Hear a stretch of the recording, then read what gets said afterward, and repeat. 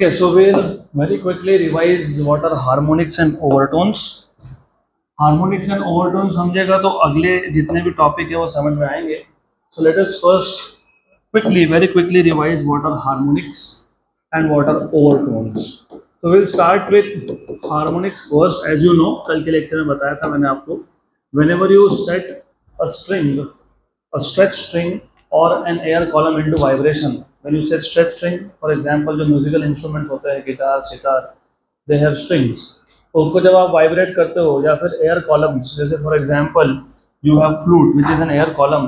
So when a string और air column is set into vibrations, तो जो vibrations होते हैं they consist of a fundamental frequency. अब फंडामेंटल किसको बोलते हो? जो स्मॉलेस्ट फ्रीक्वेंसी है उसको फंडामेंटल बोलते हैं, अलॉन्ग विथ हायर फ्रीक्वेंसीज. तो any vibration will have a set of frequencies. For example जो सबसे स्मॉलेस्ट फ्रीक्वेंसी है दैट इज एन, राइट. तो ये जो हार्मोनिक है, ये वर्ड यूज होता है. The harmonic word is used to indicate fundamental frequency along with all its integral multiples. तो अगर फंडामेंटल n है तो इसके सारे integral multiple 2n, 3n, 4n, 5n, 6n etcetera etcetera. तो harmonic is the word which is used to indicate to represent fundamental frequency and all its integral multiple. All important word है, all the integral multiple. For example, अगर fundamental frequency 5 है तो 5, 10, 15, 20, 25, 30, 35 इन सब के लिए word होगा harmonic. जो सबसे छोटा फ्रीक्वेंसी है उसको तुम फंडामेंटल बोलते हो, या it is called as first harmonic. It is fundamental और फर्स्ट हार्मोनिक. First harmonic. ये जो 2n है that is called as second harmonic. तो दिस इज सेकंड हार्मोनिक. ये है थर्ड हार्मोनिक. ये है fourth harmonic, so on so forth. और overtones, what are overtones? Overtone is the word that you use to represent higher frequencies which are actually present in the set of frequencies. For example, अगर मैं एक string को vibrate कर रहा हूँ तो हो सकता है कि पहला फ्रीक्वेंसी विच इज फंडामेंटल, हो सकता है इसके बाद second frequency is missing, you have 3n, then you have 5n, then you have 7n. तो ये जो हायर फ्रीक्वेंसीज है विच आर एक्चुअली प्रेजेंट, जो प्रेजेंट है वो, उसको तुम ओवरटोन बोलते हो. So this becomes first overtone. First overtone which is third harmonic. ये हो गया आपका second overtone which is fifth harmonic. तो that is a basic difference. Harmonic के वर्ड सुनोगे मतलब fundamental along with all the integral multiples, so that is harmonic. और overtone ये हम लोग फंडामेंटल के लिए यूज नहीं करते हैं, ये हायर फ्रीक्वेंसीज के लिए यूज करते हैं. मतलब फंडामेंटल छोड़ के जो बाकी के हायर फ्रीक्वेंसीज प्रेजेंट है उसके लिए वर्ड होता है ओवरटोन, राइट. तो अभी याद रखना, इतना अगर याद होगा तो अभी आज का टॉपिक है. So today we will start with vibrations of a stretch string. So we will start with vibrations of a stretched string. Of a stretched string. सबसे पहले before we start with vibrations of stretched string या फिर modes of vibrations of a stretched string, हमको पता होना चाहिए what is the velocity of a wave on a stretched string. तो 11th standard if you remember sound नाम का chapter था. sound नाम के चैप्टर में तुमने velocity of wave का expression if you remember you have mentioned it somewhere कि अगर हमारे पास एक ट्रांसवर्स वेव है ऑन अ स्ट्रेच स्ट्रिंग, तो if you have a wave, transverse wave, you remember transverse wave is a wave in which the particles of the medium vibrate in a direction perpendicular to direction of propagation. So if the wave is propagating towards positive x या towards negative x, the particles are vibrating along y axis or z axis. तो मान लेते हो ये y axis है, ये medium है. तो जब इसमें से वेव पास होगा तो पार्टिकल्स वाइब्रेट होंगे, particles are vibrating along Y axis and the wave is propagating along X axis. तो अगर आपको याद होगा, यू मस्ट रिमेंबर दिस, आपको याद होना चाहिए. तो सबसे पहले हमने किया कि अभी मैं सब थ्योरी तो लिखने नहीं बैठूंगा, you have to explain in exam. लिख देना क्या लिखना है. Consider string under tension clamp between two vertical rigid supports. ये दो रिजिड सपोर्ट्स है. क्लैंपिंग मतलब बांधना, बांध दिया. टेंशन है इसलिए हमने बोला consider stretch string under tension clamped between two vertical rigid supports. अब हम लोग क्या करते हैं, if the string is plugged midway, तो वैसे कहीं पे भी कर सकते हो, but let us say the string is plugged midway, तो यहाँ पे ट्रांसवर्स वेव जनरेट होंगे and this transverse wave will travel through this medium. तो ट्रांसवर्स वेव ट्रैवल हुआ, वही रिफ्लेक्ट होके आया और रिफ्लेक्ट होके वो क्या बन गया, स्टेशनरी वेव। तो पहली बात तो ये है कि जो तुमने प्लग किया और छोड़ दिया तो वेव जनरेट हुआ। कौन सा वेव जनरेट हुआ, ट्रांसवर्स वेव जनरेट हुआ। और ट्रांसवर्स वेव ये प्रोग्रेसिव वेव है, मतलब ट्रैवलिंग वेव है। ये वेव ट्रैवलिंग वेव था, ये वेव भी ट्रैवलिंग वेव था, दोनों का इंटरफेरेंस स्टेशनरी है। पहला वेव दूसरा wave, they are travelling waves. And when you say waves are travelling, मतलब वेव का स्पीड होगा, तो speed of wave is given by under root of T by A. 11th standard sound chapter में कहीं तो mention था that the speed of a transverse wave on a stretch string is given by root of t by m, where t is called as tension, where t is tension in the string, it is tension in the string। इसलिए मैंने बोला कि अगर string में tension नहीं होगा तो उस स्ट्रिंग में से वेव पास ही नहीं हो सकता है। क्यों नहीं हो सकता है, उसका रीजन भी है। You have to know this. अभी ये 11 में जो सीखा, फिर 12 में जो सीखा, इट इज ऑल कनेक्टेड। तो आपको पता होना चाहिए कि जब तुम एक मीडियम को डिस्टर्ब करते हो तो पार्टिकल्स आर वाइब्रेटिंग। वाइब्रेशन मतलब ऑसिलेशन, ऑसिलेशन मतलब एसएचएम। एसएचएम में रिस्टोरिंग फोर्स के बिना एसएचएम होता ही नहीं है। तो रिस्टोरिंग फोर्स कहीं से तो आएगा। यहाँ पे जो रिस्टोरिंग फोर्स का सोर्स है वो टेंशन है। अगर टेंशन नहीं होगा तो रिस्टोरिंग फोर्स नहीं होगा, रिस्टोरिंग फोर्स नहीं होगा तो पार्टिकल्स वाइब्रेट नहीं होंगे, पार्टिकल्स वाइब्रेट नहीं होंगे तो वेव पास नहीं होगा, right. So it depends on tension. That is why tension is called as elastic property of the medium. Tension is called as elastic property of the medium because it is providing elasticity, मतलब it is providing restoring force. And m is called as linear mass density या फिर mass per unit length. Linear mass density बोलते हैं इसको। Linear mass density होता है mass per unit length, मतलब unit length में कितना मास है पर यूनिट लेंथ। आप बोलोगे यहाँ पे लीनियर मास डेंसिटी क्यों हो रहा है, अरे wire is like a straight line, तो फिर लीनियर मास डेंसिटी होगा ना। So for example if I have the wire which is of length 10 metre, let us say the total mass of the wire is 50 kilogram, तो per metre में कितना है 5, that is called as linear mass density. तो आपको सबसे पहले पता होना चाहिए before you start studying modes of vibration of a stretch string. हमको actually modes of vibration of a stretch string देखना है, but before you do that आपको पता होना चाहिए velocity of a transverse wave on a stretch string is under root of t by m, where t is tension in the string and m is mass per unit length. Now we can study different modes of vibrations of a stretch string. So we'll start with modes of vibration of a stretch string. modes मतलब कितने तरीके से एक string vibrate हो सकता है, उसको बोलते हैं मोड्स। तो modes of vibration of a stretch string. पहला मोड इसको तुम बोलते हो fundamental mode. The first mode is called as fundamental mode. तो फंडामेंटल मोड ऑफ वाइब्रेशन बहुत इजी टॉपिक है, एक्सट्रीमली सिंपल। सिर्फ जिस तरीके से बता रहा हूँ उसी तरीके से ध्यान रखो, इट इज टू सिंपल। वापस घर पे जाके या पूरी जिंदगी में रिवाइज नहीं करना पड़ेगा। ये फर्स्ट मोड है। फर्स्ट मोड मतलब वन लूप, क्योंकि स्टेशनरी वेव में क्या बनता है, लूप। अभी कम से कम कितने लूप बन सकते हैं, वन लूप। तो फंडामेंटल मोड में कितने लूप बन गए, वन लूप। तो in the fundamental mode of vibration there is one loop, और in the fundamental mode of vibration एक लूप बनने के लिए तुमको स्ट्रिंग को सेंटर में ही प्लग करना पड़ेगा। You have to plug it at the centre. बोलोगे ऐसा क्यों, बिकॉज इफ यू नोटिस एक लूप बना, और इफ यू नोटिस अगेन एक लूप मतलब दो नोड्स के बीच में एक लूप होता है, और दो नोड्स के बीच में एक ही एंटी नोड होता है, और एंटी नोड वहीं बनता है जहां से वेव स्टार्ट होता है। मतलब तुमने प्लग सेंटर में किया तब जाके एक लूप बना।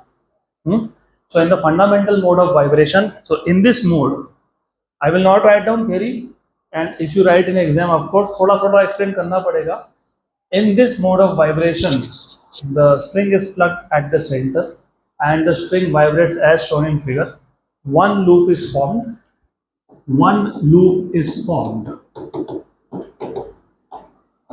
और वन लूप का मतलब होता है कि दो नोड्स बन गए, two nodes and one anti node is formed. हमारा टास्क है हमको कम से कम 3 मोड्स देखने हैं, एटलीस्ट 3 मोड्स, क्योंकि 3 मोड के बिना तुम जनरल फॉर्मूला नहीं बना सकते। और हमको यहाँ पे जनरल फॉर्मूला बनाना है फ्रीक्वेंसी का। We want to derive the expression for frequency. Good. तो in the fundamental mode of vibration you have one loop, two nodes and one antinode, and you know that v equals to n lambda होता है ना ऐसा, speed equals to n lambda. So you know frequency is v by lambda, and I just told you that v is under root of t by m. So therefore frequency is 1 by lambda under root of t by m. अब ये wavelength कैसे find करेंगे? तो ऐसा है, you know, this is the length of the string L. And do you remember the distance between two successive nodes was how much? कितना? Lambda by 2. So you can see कि ये node to node distance is the length, and node to node distance कितना होता है? Lambda by 2. तो length कितना है? Lambda by 2. तो lambda कितना है? 2L है. Therefore frequency which is 1 by lambda, lambda is 2L, तो 1 by 2L root of T by m. This is the frequency of fundamental mode of vibration. मतलब this is the smallest frequency that you can have in a stretched string. Smallest. This is the smallest fundamental frequency है। अब हमको देखना है next mode. Next mode को तुम बोल सकते हो फर्स्ट ओवरटोन, क्योंकि मैंने अभी बोला फंडामेंटल छोड़ के जो अगला प्रेजेंट होता है उसको क्या बोलते हैं?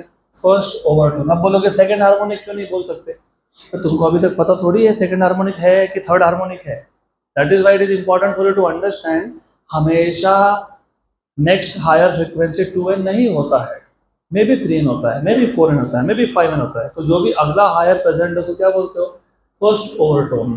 सो let us find out the frequency of first overtone. First overtone, first overtone.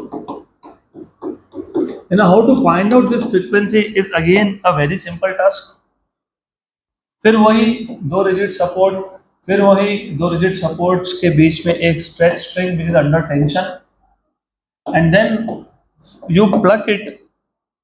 तुम इसको प्लग करोगे, बट इस बार तुम इसको सेंटर पे प्लग नहीं करोगे, क्योंकि सेंटर पे प्लग करोगे तो वापस फंडामेंटल मोड बन जाएगा वो। तो you plug it somewhere, you plug it eight 1/4 of the distance. तो मैंने यहाँ प्लग किया 1/4, तो you get something like this. तो एक की जगह पे how many loops you have? You have 2 loops. So you have 2 loops in this case. So 2 loops are formed. So in this mode of vibration 2 loops are formed. 2 loop बनेंगे तो 3 nodes होंगे, एक यहाँ नोड होगा, एक यहाँ होगा और एक यहाँ होगा, and then you have 2 antinodes also. You have 2 antinodes, क्योंकि हर 2 नोड्स के बीच में क्या होता है? हर 2 नोड्स के बीच में क्या होता है? एक एंटीनोड होता है। तो यहाँ पे एंटीनोड, यहाँ पे एंटीनोड, तो you have 2 antinodes and you have 3 nodes. So in the first overtone 2 loops are formed. 2 loops are formed, and 2 loops मतलब 3 nodes and 2 antinodes. और जानबूझ के मैं लिख के भी दे रहा हूँ बिकॉज अभी तो स्ट्रेच स्ट्रिंग है, फिर हमारे पास एयर कॉलम्स आएंगे। एयर कॉलम्स 2 टाइप के आते हैं, एक होता है which is close eight one and और एक होता है open at both the ends. तो तब हमको इसके साथ उसको कंपेयर करना है। गुड। तो 3 nodes and 2 antinodes are form. अब इसमें भी हमको फ्रीक्वेंसी ही फाइंड करना है। तो you have v equals to n lambda, but remember the string was same, the tension was same. String same था तो m सेम था, टेंशन सेम था तो t सेम था, t और m सेम है तो v सेम है, v is same, but frequency is not same and the wavelength is not same. बोला कि वेवलेंथ क्यों चेंज हुआ? फ्रीक्वेंसी चेंज हो तो वेवलेंथ चेंज होता ही है। और this is by the way length l। तो now you can say n1 is the frequency of first overtone. ये पहले ओवरटोन में फ्रीक्वेंसी है, it is v by lambda 1। तो n1 equals to 1 by lambda 1 under root of t by m। Now what is lambda 1? What is distance between node and the next node? Lambda by 2.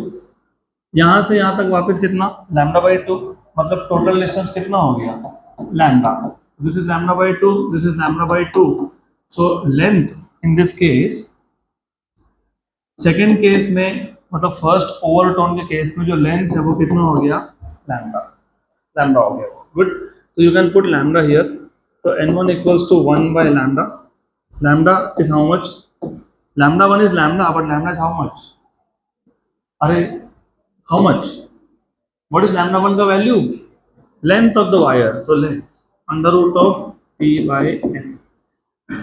अब मैं इसको ऐसा लिख सकता हूँ, yes I can write down n1 equals to, मैं multiply divide by to कर लेता हूँ इसको. तो 2 1 by 2l under root of p by m. ऐसा क्यों किया, व्हाट वाज दिस, क्या था वो, फंडामेंटल फ्रीक्वेंसी था. क्या था वो, फंडामेंटल फ्रीक्वेंसी था. 1 by 2l root of t by m is fundamental frequency. तो first overtone is second harmonic, क्योंकि n1 इक्वल टू 2n आ गया, तो first overtone is second harmonic. कम से कम आपको 3 केसेस यहाँ पे डिराइव करने पड़ते हैं. हमने फंडामेंटल कर लिया, फिर फर्स्ट ओवरटोन आ गया, अब सेकंड ओवरटोन की बात कर लेंगे. तो let us talk about second overtone. Second overtone, तो बताओ एनी गेस, सेकंड ओवरटोन में कितने लूप्स बनने वाले हैं, कितने, 3. How many, 3. तो again you have a stretch string, you have a stretched string.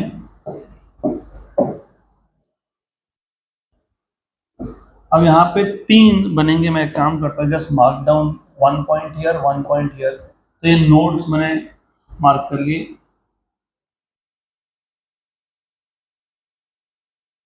ऐसा हो गया. So in this mode of vibration you have total 3 loops, 4 nodes and 3 antinodes. These are antinodes, these are nodes. तो थोड़ा सा अगर और observation strong है जो होना चाहिए, क्वेश्चन सॉल्व करने के लिए आसान जाएगा. जब नंबर ऑफ लूप एक हो, एक वन फुल लूप, फुल, हाँ हाफ की बात नहीं कर रहा हूँ मैं, this is one full loop, one full loop. जितने नंबर ऑफ लूप्स होते हैं उतने ही एंटीनोड्स होते हैं. तो one loop is one antinode, और नोड का नंबर एक से ज़्यादा होता है, मतलब 2. इन द सेकेंड मोड, मतलब first overtone, how many loops, तो कितने एंटीनोड्स, कितने nodes, 3. In the second overtone how many loops, 3. How many antinodes, 3. How many nodes, 4. अब ये चीज़ें बहुत इंपॉर्टेंट है. अभी बहुत इजी लग रहा है, ये आपको इजी ही है वैसे, but for JEE NEET if you know this basic thing, बहुत सारे क्वेश्चन डायरेक्ट सॉल्व हो जाएंगे आपके.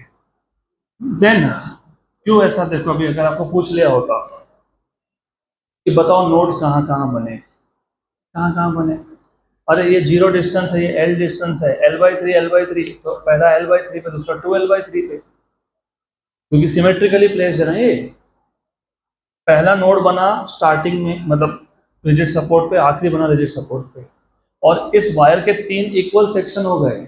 इसका मतलब जो नोड था, this node it is at L/3 distance, और ये L/3 प्लस L/3 तो 2L/3 डिस्टेंस, राइट.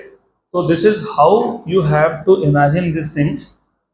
तो इस केस में how many loops are form, 3 loops. 3 loops corresponds to 3 antinodes, 3 antinodes and 4 nodes, and 4 nodes. तो फ्रीक्वेंसी फाइंड करना है तो v equals to n2 lambda 2, तो n2 equals to v by lambda 2, तो n2 equals to 1 by lambda 2, और v तो वही रहेगा under root of t by m. Then this is the length l, node to node lambda by 2, lambda by 2, lambda by 2, तो 3 lambda by 2, लेकिन lambda को मैंने क्या नाम दिया है, लैम्डा 2. तो you have length of the wire equals to 3 lambda 2 by 2. So lambda 2 is 2L by 3. It is 2L by 3. So 2L by 3 यहाँ substitute कर दो. Therefore N2 equals to 2L by 3, 3 गया ऊपर, 3 गया ऊपर, under root of T by M. You know this is what? This is fundamental frequency. So second overtone is third harmonic, because it is 3 है. Right.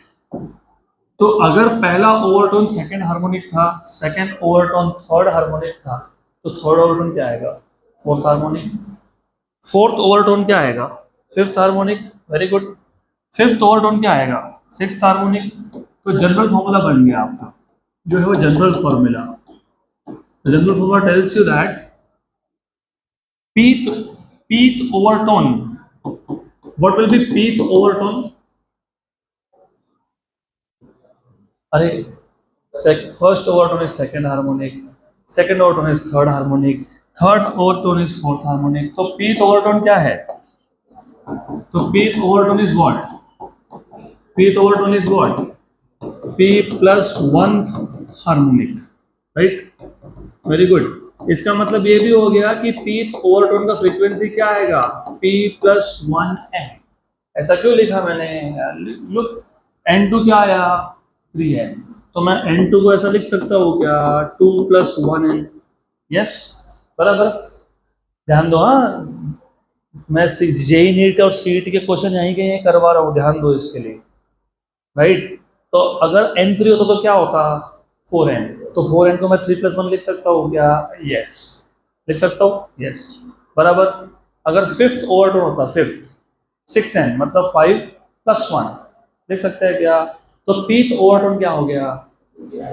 Very good. And if you notice, ये p number of loops भी है, you have to notice this. पक्का? Sure? गलत बोलूंगा फिर भी हाँ बोलना, चेक करके बोलो इफ इट इज राइट और रॉन्ग। ये सेकंड ओवरटोन था, और सेकंड ओवरटोन थर्ड हार्मोनिक, कितने लूप बने थे? 3। तो p नहीं, p प्लस वन है नंबर ऑफ लूप्स। तो यहाँ पे जब तुम बोलते हो, if I say fifth overtone, you are saying sixth harmonic, तो 6 लूप है। इफ आई से फर्स्ट ओवरटोन सेकंड हार्मोनिक, तो 2 लूप है। तो नंबर ऑफ लूप्स के साथ you have to be very careful. कभी कभी नंबर ऑफ लूप्स पूछते हैं, तो number of loops is p plus one, क्योंकि अगर फर्स्ट ओवरटोन है, ओवरटोन हार्मोनिक, कंफ्यूजन नहीं चाहिए। ओवरटोन ये फंडामेंटल के ऊपर वाला पहला फ्रीक्वेंसी होता है, वहां से स्टार्ट होता है काउंटिंग। तो मैंने अगर फर्स्ट ओवरटोन बोला तो कौन सा हार्मोनिक है? सेकेंड हार्मोनिक है। नंबर ऑफ लूप्स कितने हैं?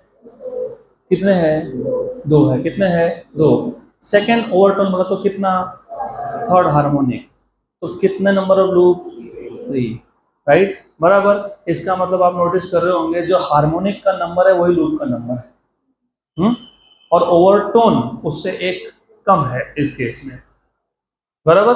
गुड। तो जनरल फॉर्मूला बन गए, तो कंक्लूजन भी आ गया। तो what are the conclusions that you can draw from here? Conclusion number 1 तो यही है, pth overtone is p plus one harmonic. This is the first conclusion. Second conclusion भी यही है, the frequency of pth overtone is p plus 1 times of fundamental frequency. Fundamental frequency is 1 by 12 root of p by n. What is the third conclusion? Third conclusion, if you see, कौन से frequencies present है for a straight string? पहला frequency क्या था? n, उसके बाद क्या था? 2n, उसके बाद क्या था? 3n, फिर क्या आएगा? 4n, फिर क्या आएगा? 5n. So these are the frequencies which are present in a stretched string. इसका मतलब what is the conclusion? All the harmonics are present. All the harmonics are present. तो यहाँ पे सारे ही हार्मोनिक्स प्रेजेंट है। Good, right? Now similar thing you will notice for air column open at both the ends. Same चीज आपको वहां देखने को मिलेगी, all the harmonics will be present. हाँ, सिर्फ नंबर ऑफ लूप्स का थोड़ा सा चेंज आएगा उसमें, वो देखेंगे बात का बाद में। फिलहाल for the time being you have to remember this. Just a minute.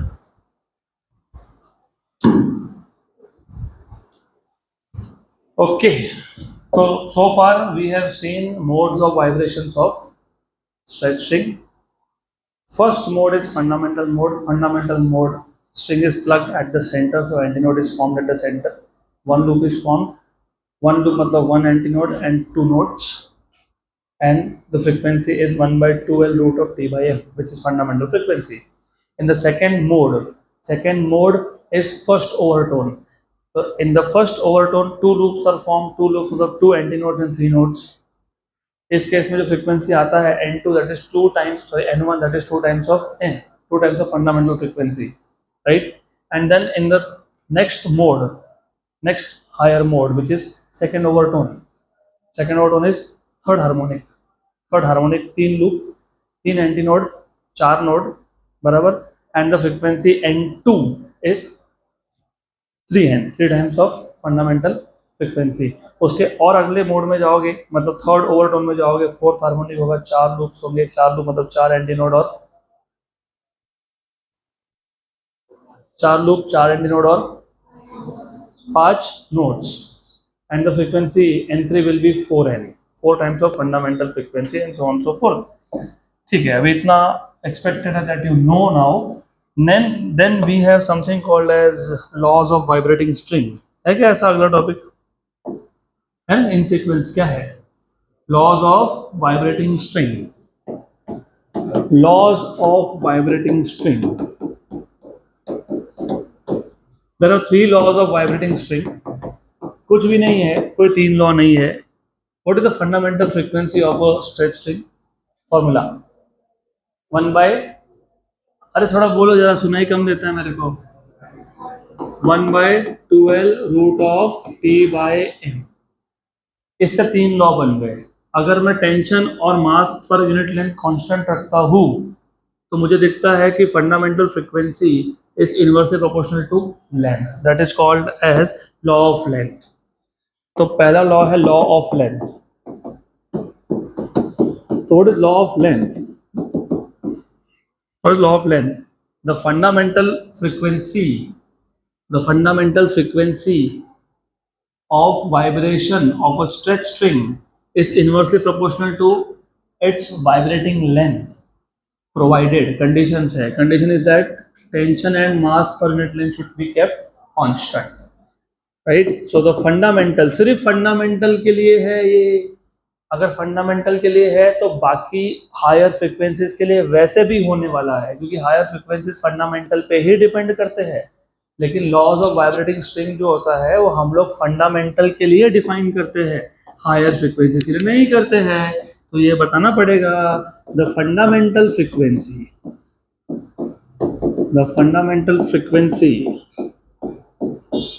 of vibration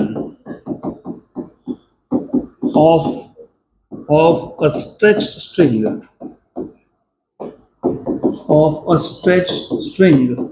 is inversely proportional to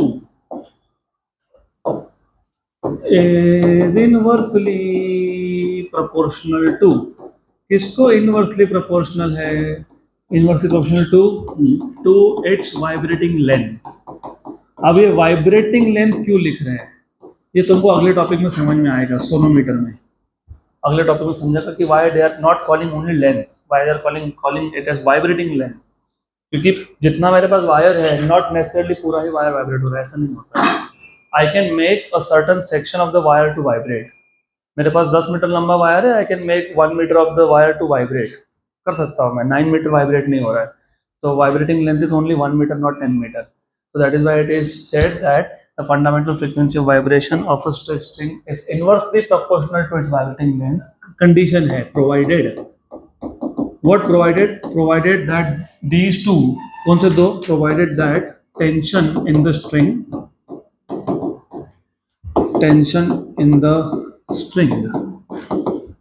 and mass per unit length, मतलब linear mass density, mass per unit length are kept constants.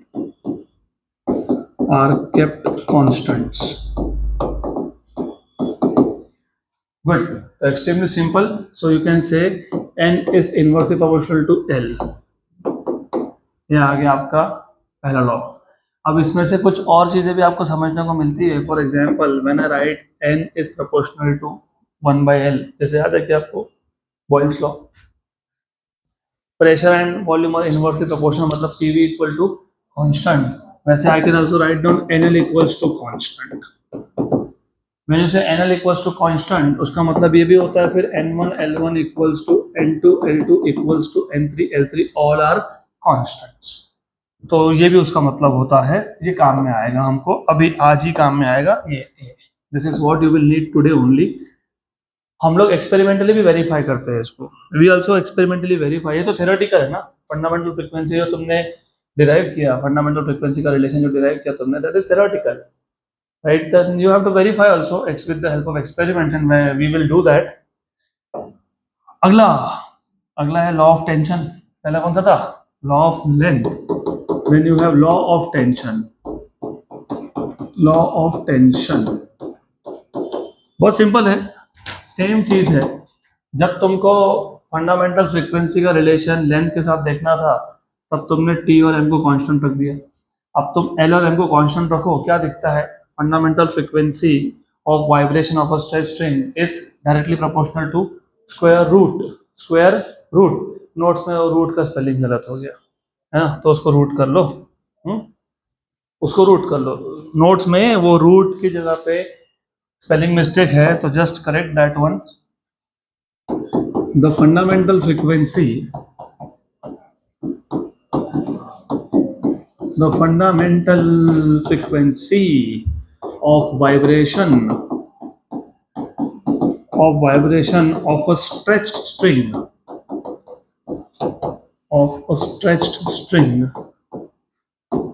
is directly proportional to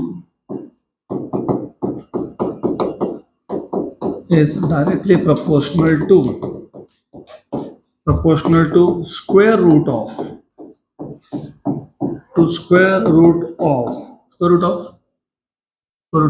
tension, provided vibrating length and mass per unit length m, mass per unit length is constant, are constant. These both are constants. तो इसका मतलब ये हो गया कि n is proportional to root of t। इसका मतलब ये भी होता है कि n upon root t is a constant। इसका मतलब ये भी होता है कि n1 upon root t1 equals to n2 upon root t2 equals to all are constants। Okay, then तीसरा लॉ है law of linear mass density, जिसको तुम law of mass per unit length भी बोल सकते हो। तो the third law is law of linear mass density. law of linear mass density, which can also be called as law of mass per unit length, mass per unit length। same he story है। if I keep tension and length constant, so fundamental frequency is inversely proportional to square root of linear mass density, of course provided tension in the string and vibrating length are kept constant। तो same ही है, almost same है। तो almost same है तो I will reduce my work, मैं यही copy paste करके इसमें चेंज कर देता हूँ। तो fundamental frequency of vibration of a stretch string is inversely proportional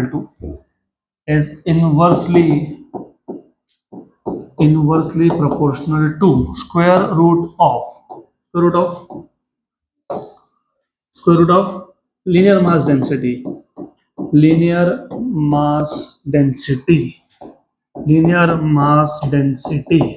provided vibrating length and what are kept constant? Tension, provided vibrating length and tension are constants। okay, बराबर, यहाँ तक clear?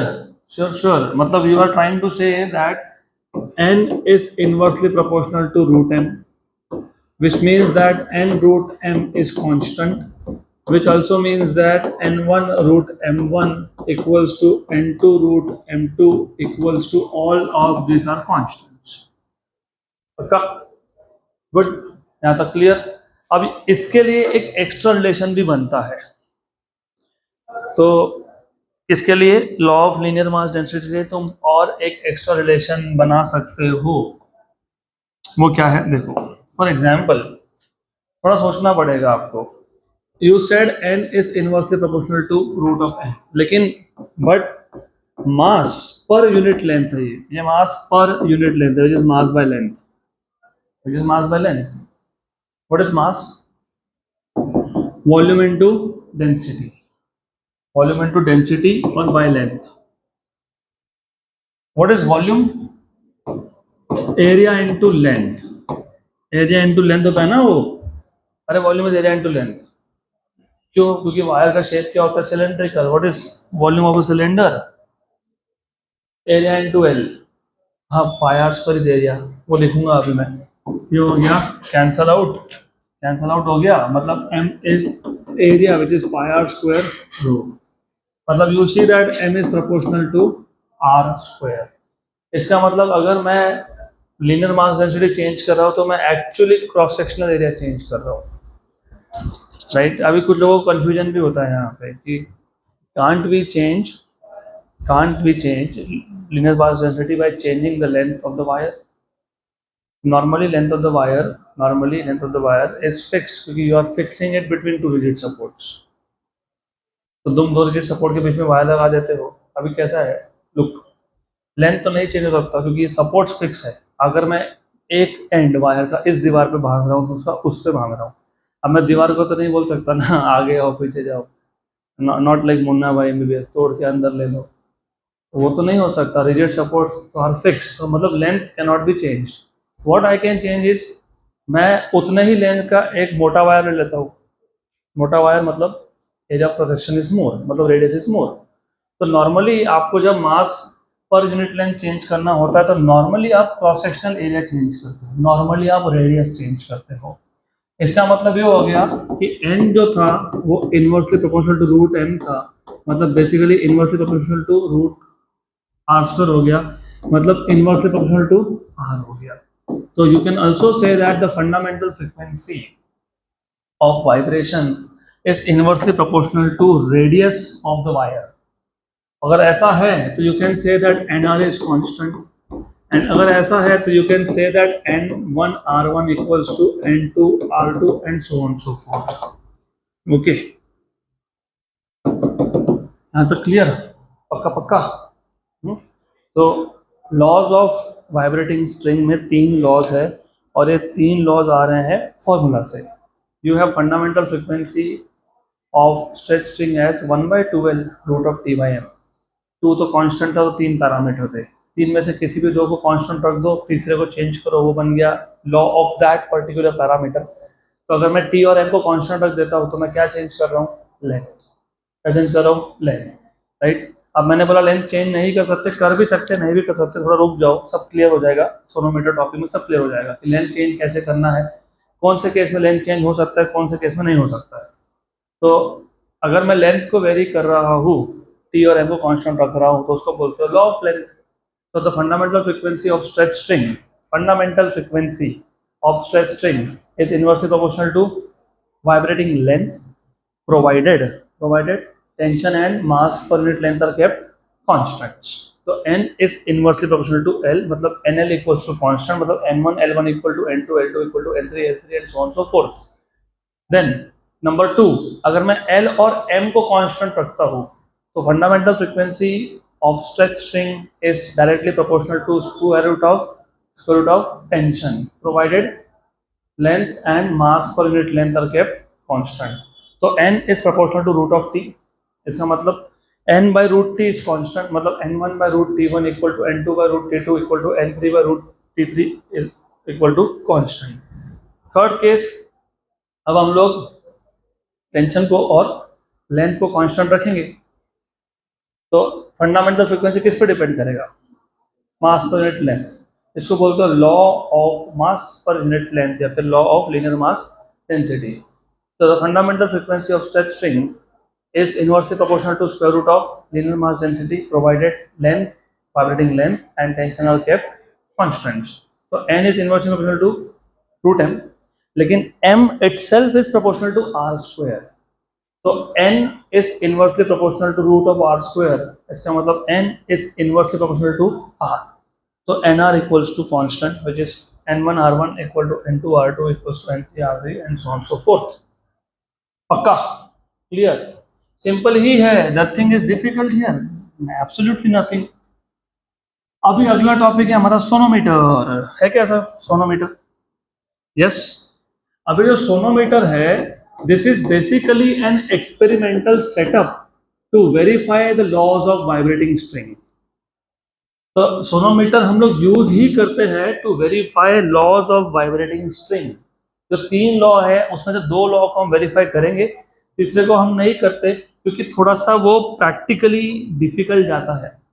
हम 2 लॉ वेरीफाई करते हैं, law of length and law of tension.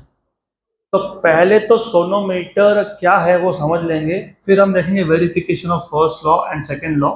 Bye the way, law of length को तुम first law भी बोलते हो, लॉ ऑफ टेंशन को सेकंड लॉ भी बोलते हो, और law of linear mass density को तुम थर्ड लॉ भी बोलते हो, third law of vibrating string. Okay good. Then what is sonometer? It is a very simple device.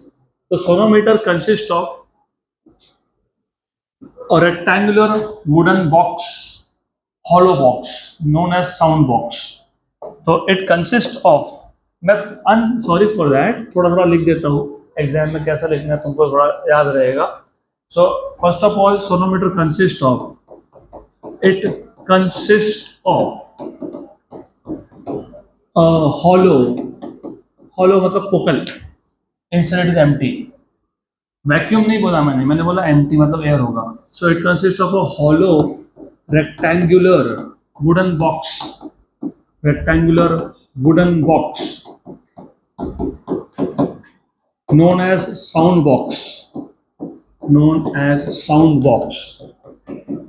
अब ये साउंड बॉक्स जो है, बाय द वे यहाँ पे 2 स्मॉल ओपनिंग होते हैं for the air to go inside.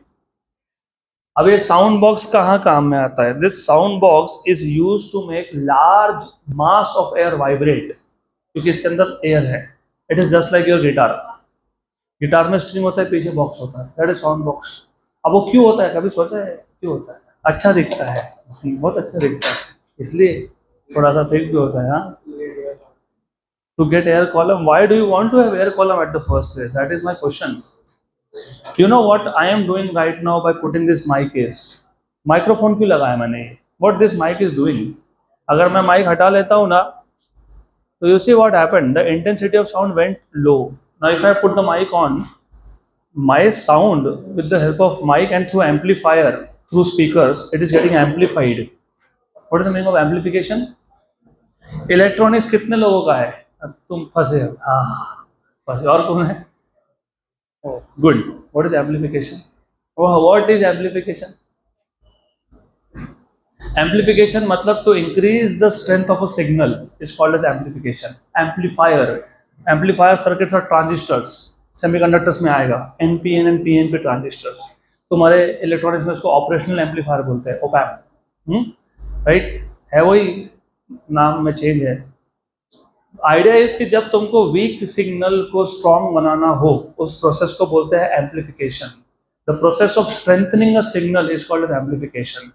अब जब मैं ये माइक्रोफोन लगा रहा हूँ, the sound that I am generating through this microphone is going to amplifier circuit. Amplifier circuit, पहली बात तो साउंड इलेक्ट्रिकल सिग्नल में कन्वर्ट हुआ through of course the microphone, and that electrical signal is fade मतलब input to the amplifier. अब ये electrical signal को amplifier amplify करेगा, स्ट्रेंथ बढ़ाएगा, और वो साउंड को जाएगा, साउंड मतलब स्पीकर को जाएगा as an input. Output of amplifier goes as input to the speaker, और स्पीकर उस इलेक्ट्रिकल सिग्नल को वापस साउंड में कन्वर्ट करता है with of course loud sound now. तो amplification is the process of increasing the strength of a signal. मेरे पास एक स्ट्रिंग है, मैंने उसको प्लग कर दिया, definitely it is producing sound, but the loudness of the sound is small। तो मुझे अगर साउंड का लाउडनेस बढ़ाना होगा तो मुझे लार्ज मास ऑफ एयर को वाइब्रेट करवाना पड़ेगा, क्योंकि जो ये स्ट्रिंग ने वाइब्रेशंस सेट किए उससे एयर वाइब्रेट होगा, और एयर जितना ज़्यादा वाइब्रेट होगा उतना ही ज़्यादा तुमको साउंड सुनाई देगा। So remember, it consist of a hollow rectangular wooden box known as sound box. Sound box is used to sound box is used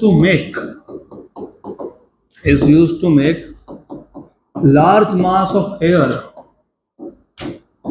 large mass of air vibrate in order to amplify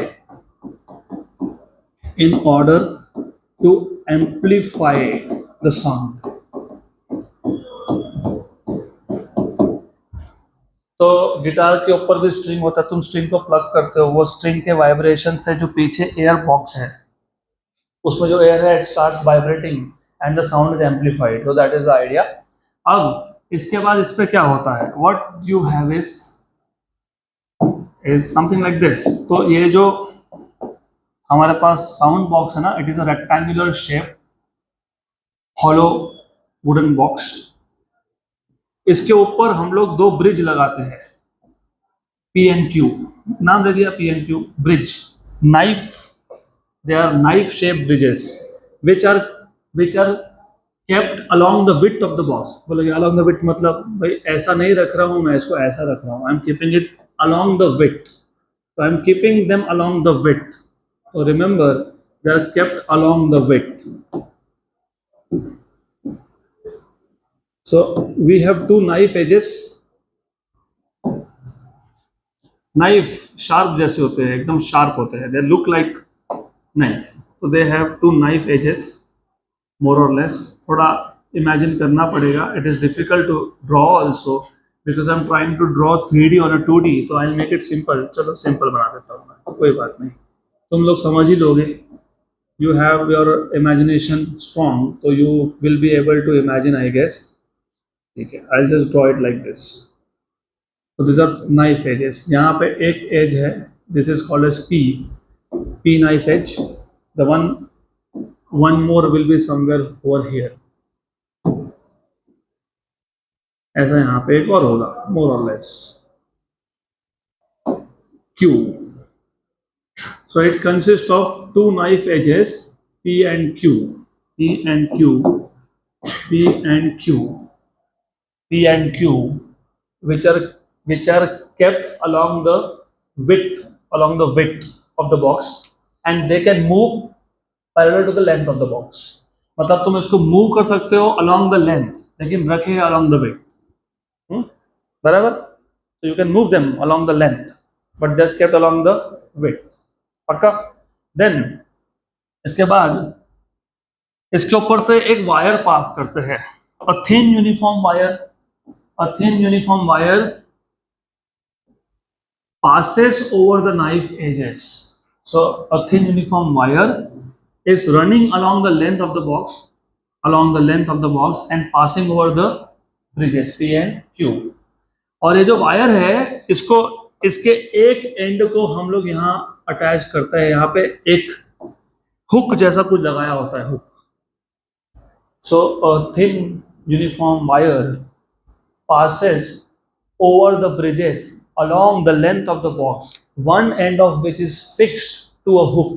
यहाँ पे एक hook है, यहाँ पे fix कर दिया. होता है ना घर में भी हुक, कपड़े टंगाने के लिए हुक होता है ना, वही है ये. This is the same thing, tie wire there. और जो फ्री एंड ऑफ वायर है, this free end of wire runs over a pulley. यहाँ पे पुली अरेंजमेंट होता है. You have a pulley arrangement over here. So the free end of wire runs over a pulley. यहाँ पे एक पुली है, पुली. So free end of wire runs over a pulley and a slotted weight arrangement is attached to it. Slotted. What is the meaning of slotted? You know, slots होते हैं. No, you don't know slots? पता होगा. Any one of you go to gym? Bodybuilders? No, none of you. तो you know वहाँ पे भी if you सी, जब आपको वेट पुल करना होता है, I don't know what it is called, I never go to gym so I don't know really. तो depends on how much weight you want to pull. उसमें स्लॉट्स होते हैं. You want to increase weight, एक weight उठा के slot में डाल दो.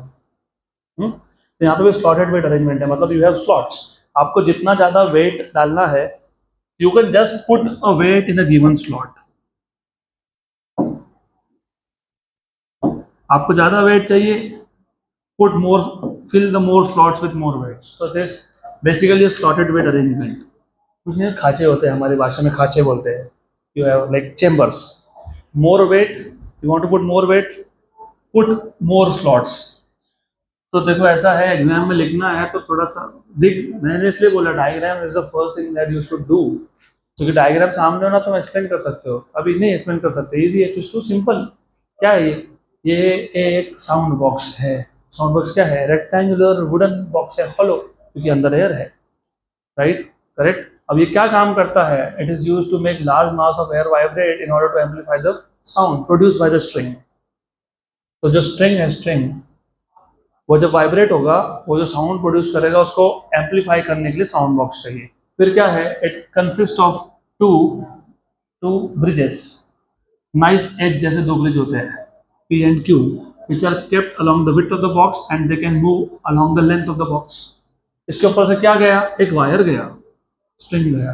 A thin uniform string runs parallel to the length of the box over the bridges. One end of the wire is attached to a hook and the other end, free end, passes over a pulley and is connected with a slotted weight arrangement.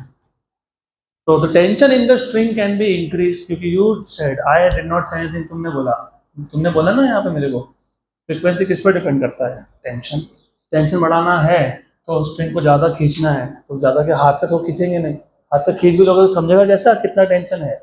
तो wait बढ़ाओगे तो tension बढ़ेगा, weight can be measured and weight is providing tension, you have to remember Newton laws of motion, weight mg gives tension, more weight more tension, so this slotted weight arrangement is actually used to increase tension in the string.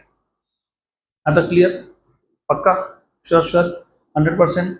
अब you can change the tension with the help of increasing load. You can also change the vibrating length by moving these bridges. इसलिए मैंने बोला था कि पूरा का पूरा wire vibrating नहीं होता है, तो ये जो दो ब्रिज के बीच में, इसको पॉइंट ए बोलता हूँ, इसको पॉइंट बी बोलता हूँ, तो vibrating length is just between A and B. तो दो ब्रिज के बीच में जितना सेक्शन ऑफ वायर है, that is your vibrating length. और इसके ऊपर तुम एक पेपर राइडर रखते हो, पेपर राइडर, पेपर राइडर इस पेपर का छोटा सा पीस।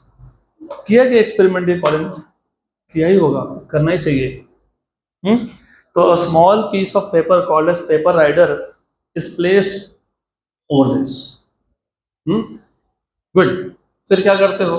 फिर तुम ऐसा करते हो, ट्यूनिंग फोर्क लेते हो and you make this string vibrate, या फिर you can make the string vibrate with your hand by plucking it. Wire खींच लिया, इट वाइब्रेट्स। पर हम हाथ से नहीं करते, इसका रीजन है because if I plug it I don't know what is the frequency, but if I use a tuning fork, तो ट्यूनिंग फोर्क पर लिखा होता है 5 हर्ट्ज है, 10 हर्ट्ज है, 15 हर्ट्ज है, 20 हर्ट्ज है, एक्सेट्रा एक्सेट्रा। और एक्सपेरिमेंट किया होगा तो पूरा एक बॉक्स रख देते तुम्हारे सामने, उसमें ऐसा सेट ऑफ ट्यूनिंग फोर्क होते हैं 8-10 तो देते ही हो। फिर तुम क्या करते हो? पहले ट्यूनिंग फोर्क उठाते हो, उसको पैट करते हो, पटकते हो, वायर को टच कर देते हो and the wire starts vibrating, correct. तो you have a set of tuning forks. अब होता ये है, this is something really important, I told you resonance, याद है क्या? मैंने बताया था रेजोनेंस आपको, मैंने आपको बताया था कि जब स्टेशनरी वेव बनता है, मतलब एक्चुअली क्या हो रहा है? रेजोनेंस हो रहा है। रेजोनेंस का मतलब क्या होता है?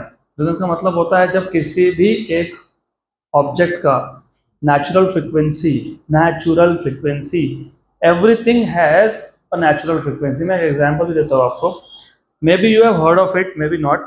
1980s, बहुत पुरानी बात है। यू नो व्हेन सोल्जर्स मार्च, पता है, लेफ्ट राइट, लेफ्ट राइट, तो सोल्जर्स का मार्चिंग, ब्रिज आया, ब्रिज पे मार्च किया, ब्रिज कोलैप्स हो गया। अब जब उसका पूरा का पूरा एनालिसिस हुआ कि व्हाट वेंट रॉन्ग, सबसे पहले तो इंजीनियर को उठा के डाल देते जेल में, इसकी गड़बड़ है।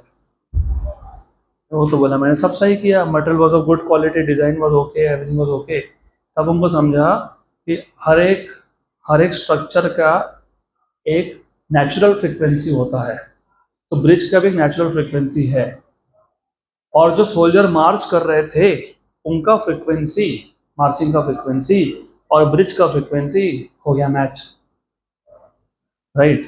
अगर नेचुरल फ्रिक्वेंसी और एक्सटर्नल फ्रिक्वेंसी मैच हो जाए, then the body vibrates with maximum amplitude, क्योंकि स्टेशनरी वेव बन जाता है, और स्टेशनरी वेव में एंटी नोड्स बनते हैं विच आर मैक्सिमम डिस्प्लेसमेंट। तो ब्रिज पे मार्च करने की वजह से जो मार्चिंग का फ्रिक्वेंसी था और जो ब्रिज का फ्रिक्वेंसी था वो मैच हो गया, स्टेशनरी वेव बन गया, रेजोनेंस हो गया, the bridge started vibrating with maximum frequency and the bridge collapsed. Right? Correct? तो इसलिए अब अगर तुम देखोगे कहीं पे भी, if you notice, if there is a march, bridge पे दे डोंट मार्च एनीमोर, वो नॉर्मल वॉक करते हैं फिर, यू मस्ट सी। तो होता है ऐसा। और क्वेश्चन आने चाहिए, I saw it once but then again I had no clue about क्यों हुआ। मुझे लगा कि कुछ होगा ऐसा रूल कि ब्रिज पे मत मार्च करो, नॉर्मल वॉक करो, या तो हो सकता है ब्रेक टाइम है। But after going through this I understood कि इसलिए मना करते हो। Now similarly if you make the string vibrate, मतलब you are making sound box vibrate, क्योंकि ये जो वाइब्रेशन है you are amplifying with the help of sound box. अगर साउंड बॉक्स का नेचुरल फ्रिक्वेंसी तुम्हारे ट्यूनिंग फोर्क के फ्रिक्वेंसी से मैच हो गया, इसका मतलब देयर इज रेजोनेंस, मतलब फॉर्मेशन ऑफ स्टेशनरी वेव। जब स्टेशनरी वेव बनता है तो यू नो लूप्स बनते हैं, एंटी नोड बनता है। और यू सी ये पेपर राइडर कहाँ था, पेपर राइडर सेंटर पे ही था जहाँ एंटी नोड है, पेपर राइडर गिर गया। और जैसे पेपर राइडर गिर गया तुम बोलते हो रेजोनेंस, रेजोनेंस हो गया, रेजोनेंस, पेपर राइडर गिरने से रेजोनेंस। आप बोलोगे पेपर राइडर लगाया क्यों, तुमको समझेगा कैसे रेजोनेंस कब हुआ। तो पेपर राइडर का रूल यूज सिर्फ इतना है कि जब पेपर राइडर गिरता है मतलब क्या हुआ, रेजोनेंस, मतलब it is vibrating with the maximum amplitude, मतलब stationary waves are formed. Paper rider का कोई और काम ही नहीं है। अब अगर आपको लेंथ चेंज करना होगा तो आप ये दो ब्रिजेस का डिस्टेंस चेंज कर सकते हो, you can change vibrating length, right. Then if you want to change, length change हो गया, टेंशन चेंज करना है तो you can put more and more weight. But if you want to change mass density you will have to change the wire itself. इसके लिए हम तीसरा law verify करते ही नहीं है, हम दो ही करते हैं। तो next topic if you see you will find लिखा होगा वेरिफिकेशन ऑफ, क्या है अगला टॉपिक, क्या लिखा है, verification of first law of vibrating strings. तो verification of first law of vibrating strings मतलब verification of law of length. अब ऑफ वाइब्रेटिंग स्ट्रिंग्स बहुत सिंपल है। Again I will not write down anything, सिर्फ process समझा देता हूँ, simple ही चीज़ है। हमने क्या किया, हमने एक सोनोमीटर लिया, सोनोमीटर पे हमने ये ब्रिज को फिक्स किया, मतलब लेंथ की वैल्यू फिक्स की, राइट, पहले स्टार्टिंग में। फिर हम लोगों ने यहाँ पे टेंशन भी फिक्स कर दिया, एंड देन हमने लीनियर मास डेंसिटी तो फिक्स ही है, क्योंकि तुमने जो वायर यूज़ किया है वो वायर का एक पर्टिकुलर लीनियर मास डेंसिटी होता है। तो तुम्हारे पास टी, एम और एल तीनों क्या है, फिक्स है। क्या है, फिक्स है। अब डिपेंड करता है कि तुमको कौन सा लॉ वेरीफाई करना है। अगर तुमको पहला लॉ वेरीफाई करना है तो पहले लॉ में तुम क्या चेंज करोगे, लेंथ। तो आप क्या करोगे, आपके पास बहुत सारे ट्यूनिंग फोर्क होते हैं, आप अलग अलग ट्यूनिंग फोर्क यूज करते हो to make the string vibrate. और जैसे ही पेपर राइडर गिर गया you say that there is resonance. और उस केस में अब पेपर राइडर हर बार तो नहीं गिरेगा, तुम्हारे पास पहला ट्यूनिंग फोर्क था, you make it vibrate and then vibrate the string, paper rider is not falling. फिर तुम क्या करते हो, पी क्यू का डिस्टेंस चेंज करते हो and then you use the same tuning fork and make the string vibrate, paper rider still not falling. फिर तुम लेंथ वापस एडजस्ट करते हो and you again make the string vibrate and finally paper rider falls of, right. तो जो tuning fork था उसका frequency तुमको पता है क्योंकि लिखा होता है, मतलब you know what is N1, क्योंकि उस पर लिखा होता है 5 हर्ट्ज है, 10 हर्ट्ज है। और ये पी से क्यू का डिस्टेंस तुम मेजर कर सकते हो क्योंकि इसके नीचे स्केल है, स्केल माउंटेड बिलो इट। तो तुमको पता लग गया वाइब्रेटिंग लेंथ कितना है। तो let us say is L1। Then you take the second tuning fork, do the same exercise again. Second tuning fork लो, स्ट्रिंग को वाइब्रेट करो, paper rider is not falling, change the length. Then again use the same tuning fork, try to make it vibrate and see if paper rider falls off. Paper rider falls off हो गया तो measure the length, you know N2, you know L2। ऐसा तुम अलग अलग tuning fork के लिए हर बार check करोगे कि लेंथ कितना आ रहा है, बराबर। And when you calculate, when you take the product of N1 L1, N2 L2, N3 L3, N4 L4, you will find out कि all of these are turning to be same। तो अलग अलग tuning fork का frequency पे अलग अलग vibrating length है, लेकिन जब आप प्रोडक्ट चेक करते हो तो क्या है, सेम है। अगर ये सेम है तो इसका मतलब क्या होता है, एनएल इज कांस्टेंट। मतलब क्या होता है, N is inversely proportional to length, hence verified. तो आपका पहला लॉ वेरीफाई हो गया, एक्सपेरिमेंटली वेरीफाई हो गया। जिसको तुम थ्योरेटिकली लिख रहे थे वो तुमने अभी एक्सपेरिमेंटली वेरीफाई कर दिया, that N is inversely proportional to L. इसलिए मैंने बोला ये इंपॉर्टेंट है, N1 L1 equal to N2 L2 and so on so forth. तो ये हो गया पहला लॉ का verification. Then you can verify second law also.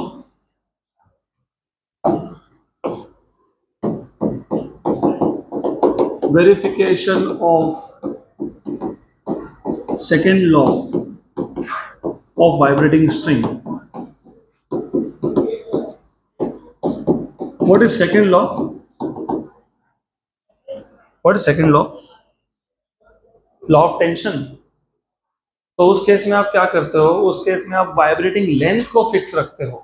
एक बार तुमने लेंथ फिक्स कर लिया, अब तुम लेंथ नहीं चेंज करोगे, तुम लीनियर मास डेंसिटी भी कांस्टेंट रखते हो। याद रखना पहले केस में, इस केस में remember T and M are constants.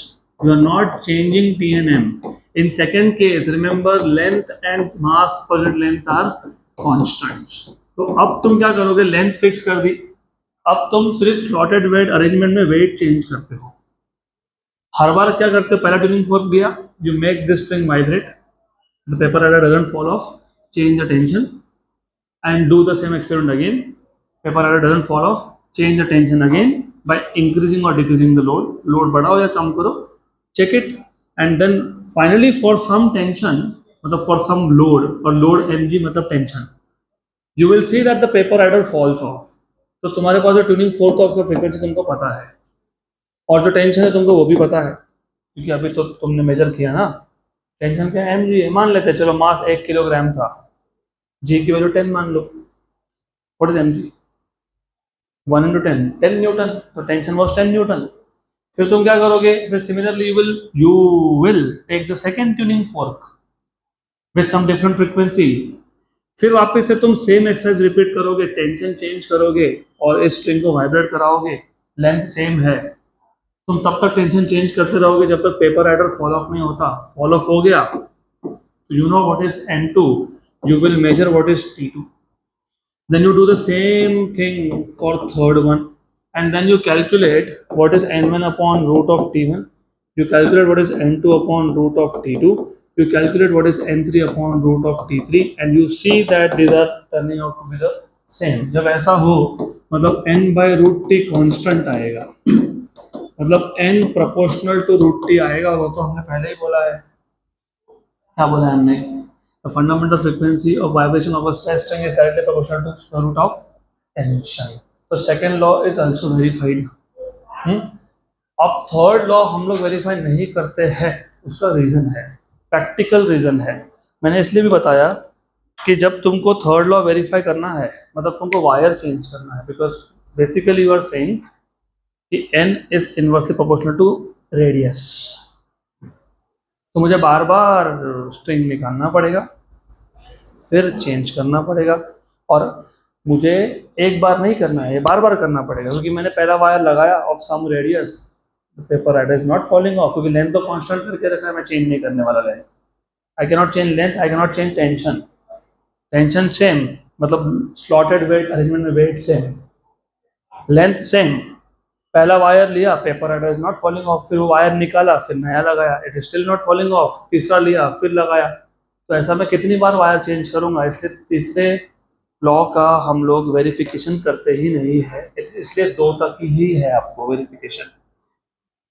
so far I expect that this should be clear, right?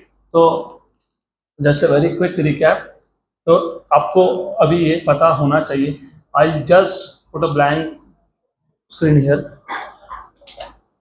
So tell me, fundamental mode of vibration में, sorry I am repeating it because I want to know if you have understood and if you remember, fundamental mode of vibration of a stress string में कितने loop बनते हैं? 1 2 3 4 5 कितने? 1। एक loop मतलब कितने nodes, कितने एंटी नोड्स? 2 नोड और एक anti node, right. First overtone में कितने लूप होते हैं? दो। कितने नोड्स होते हैं? तीन। कितने एंटी नोड होते हैं? दो, राइट। फोर्थ ओवरटोन में कितने लूप होते हैं? फाइव। कितने एंटी नोड्स होते हैं? फाइव। कितने नोड्स होते हैं? Six, right. पक्का? Sure. What is the frequency of pth overtone? p plus 1 into fundamental frequency. What is the formula of fundamental frequency? 1 by 12 root of t by m. 1 by 12 root of t by m. 1 by 12 root of t by m. तो ये जो 1 by 12 root of t by m fundamental frequency आया, इससे तुम्हारे तीन laws बन गए, laws of vibrating string. First is law of length. What is law of length? The fundamental frequency of a stretch string is inversely proportional to vibrating length provided tension and mass per unit length are kept constant. Very good. Second, law of tension. Fundamental frequency of a stretch string is directly proportional to square root of tension provided vibrating length and mass per unit length are kept constant. Number 3, law of linear mass density. Fundamental frequency is inversely proportional to square root of linear mass density provided length and tension are kept constants. फिर ये जो तीन law है उनको verify करने के लिए जो एक्सपेरिमेंटल सेटअप है that is sonometer, right. Sonometer, पहले तो पता होना चाहिए सोनोमीटर क्या है. It is a rectangular hollow wooden box which is called as a sound box. Sound box is used to make large mass of air vibrate so as to amplify the sound generated by the string. बराबर, correct. उसके ऊपर दो knife edges है, मतलब दो bridge है P and Q which are kept along the width but they can move parallel to the length of the box. और इन दो ब्रिज के ऊपर एक वायर है, thin uniform wire which runs along the length of the box. मतलब wire is parallel to the box. इसका मतलब ये होता है one end of which is attached to a hook and the other end passes over a pulley and is attached with a slotted weight arrangement. Tension can be changed with the help of slotted weight arrangement by increasing or decreasing the load in the slotted weight arrangement. हो गया. Then उसके बाद you have a very small paper rider. Of course the length can be changed by moving the bridge. So you have a small paper rider which is kept on the vibrating length of the wire, and then you can make this string vibrate either by plucking it or by using tuning fork. अब हाथ से plug करोगे तो समझेगा कैसे कितना frequency है, तो we use set of tuning fork. अगर वायर वाइब्रेट हो रहा है तो इसका मतलब जो सोनोमीटर के अंदर एयर है वो भी वाइब्रेट हो रहा है, राइट. तो जब रेजोनेंस होगा, मतलब जब ट्यूनिंग फोर्क का फ्रीक्वेंसी साउंड बॉक्स के फ्रीक्वेंसी से मैच होगा. रिमेंबर यहाँ पे कनेक्टिंग स्ट्रिंग और साउंड बॉक्स का डायरेक्ट कनेक्शन नहीं है, they are connected with the help of a string. तुम वाइब्रेट स्ट्रिंग को करवा रहे हो और तुम लेंथ चेंज करके यू आर मेकिंग श्योर, मतलब जो स्ट्रिंग का वाइब्रेशन है, string will make sound vibrate और natural frequency of sound box should match with the tuning fork. Tuning fork vibrate करता है स्ट्रिंग को, स्ट्रिंग वाइब्रेट करता है साउंड मतलब एयर को, राइट. तो जिस फ्रीक्वेंसी पे ट्यूनिंग फोर्क का फ्रीक्वेंसी और natural frequency of the box जब मैच होगा, हर एक इंस्ट्रूमेंट का एक नेचुरल फ्रीक्वेंसी होता है. अगर उसको नेचुरल फ्रीक्वेंसी से वाइब्रेट किया जाए तो it oscillates with maximum amplitude, उसको रेजोनेंस बोलते हो, राइट. राइट. तो what you understand by this is very deep meaning. हर एक चीज़ का एक नेचुरल फ्रीक्वेंसी है, तुम्हारा भी है. If you just find that frequency and you make your self tune with that frequency, तुम्हारे रियल पोटेंशियल सामने आएंगे. अब तक तुमको मिला नहीं वो फ्रीक्वेंसी, इसलिए you are not yet aware of your own potentials. Anyways, तो if the natural frequency of the box matches with the tuning fork, there is resonance and there is a formation of stationary wave. तो अब हम लोग क्या करते हैं, हमको verify करने हैं पहले दो law, law of length and law of tension. पहले केस में जब लॉ ऑफ लेंथ वेरीफाई करते हो तो सिर्फ लेंथ ही वेरी करते हो, टेंशन और मास पर यूनिट लेंथ को कांस्टेंट रखते हो. मतलब तुम स्लॉटेड वेट अरेंजमेंट में वेट डाल दिया, अब उसको चेंज करना नहीं है, मास पर यूनिट लेंथ को चेंज करना नहीं है. मतलब you are not suppose to change wire, keep the wire same, just change the distance between the two bridges P and Q. Tuning fork low, string को vibrate करो, paper adder नहीं fall हुआ, length change करो, tuning fork वही रखो, then vibrate करो, जब तक पेपर एडर फॉल नहीं होता। एक पर्टिकुलर लेंथ पे पेपर एडर फॉल हो जाएगा, मतलब जो ट्यूनिंग फोर्क का फ्रिक्वेंसी था N1 वो मैच हो गया कॉलम के फ्रिक्वेंसी के साथ, साउंड बॉक्स के साथ। तो वो जो लेंथ होगा बिटवीन पी एंड के उसको नोट डाउन कर लो। You have L1 corresponding to N1। ऐसा अलग अलग ट्यूनिंग फोर्क के लिए करते रहना है। You get L2 for N2 frequency, you get L3 for N3 frequency, then you check the product N1 L1, N2 L2, N3 L3, और ये सारे वैल्यू सेम आने चाहिए। आ गए तो you have verified law of length. जब तुम law of tension verify करते हो तो तुम सिर्फ टेंशन चेंज करते हो, बाकी कुछ चेंज नहीं करते हो। मतलब तुमने लेंथ फिक्स कर दिया, तुमने वायर भी सेम रखा है, अब तुम सिर्फ टेंशन चेंज करोगे और वापस से देखोगे कि हर एक ट्यूनिंग फोर्क के लिए कितने टेंशन पे पेपर राइटर फॉलो हो रहा है। तो तुम्हारे पास T1 है करस्पॉन्डिंग टू N1, T2 है करस्पॉन्डिंग टू N2, T3 है corresponding to N3। You find out N1 upon root T1, N2 upon root T2, N3 upon root T3, और ये सब अगर सेम आ गया मतलब n by root t is constant, मतलब n is proportional to root of tension and hence verified। पक्का पक्का, good. तो अभी we don't have that much of time to go ahead with next topic or even questions, so we'll stop early today।